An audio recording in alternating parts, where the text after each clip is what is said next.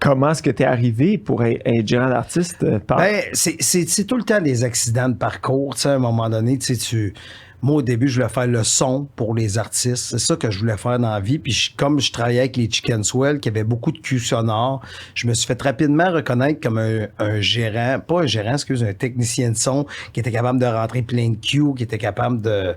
puis tu sais, les chicks, je me rappelle, c'était genre 120 cues en 1 heure, là, tu sais. Fait que faut que tu sois sur le gun, là. Fait que tu fais partie du spectacle. T'es ce qu'on appelle le 5e Beatle, là, tu sais. Fait que t'as pas le choix d'être la personne qui... J'étais toujours avec les chicks. Puis de fil en aiguille, ben, j'ai rencontré du monde dans le milieu de l'humour. Tu sais, les Chickenswell ont fait l'École nationale de l'humour en 95. 95, ben, c'est l'année de Martin Matt, Martin Périsolo, Laurent Paquin, Mike Ward. Fait que c'est tous des gens que j'ai rencontrés dans ces années-là, mais on était tous des gars dans la vingtaine qui avaient juste le goût de niaiser, tu sais. Fait que c'est un peu ça qui s'est passé, tu sais. Fait que je me suis retrouvé là-dedans.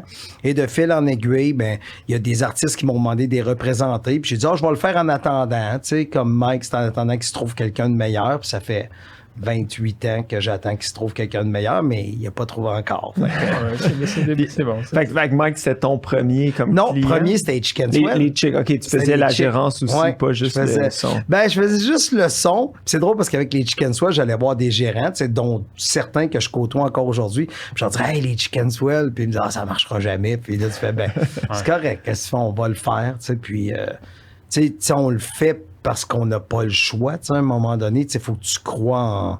Je pense que la base de chaque entreprise, c'est de croire qu'il y a un marché pour quelque chose, puis t'essayes de propulser ça.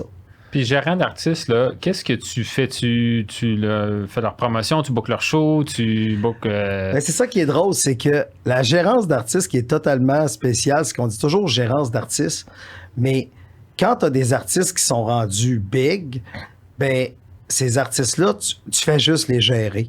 Okay. Mais quand tu es en début de carrière, tu sais, avec les Chickenswell, je disais que je faisais le son, je faisais les affiches, j'appelais les places pour booker. Fait que tu vois, j'étais le booker, j'étais le graphiste.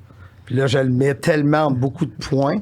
Mais j'étais le graphiste, j'étais le booker, tu sais, tu fais tout, là, t'es technicien de son, j'étais le driver, j'étais le... Tu fais tout.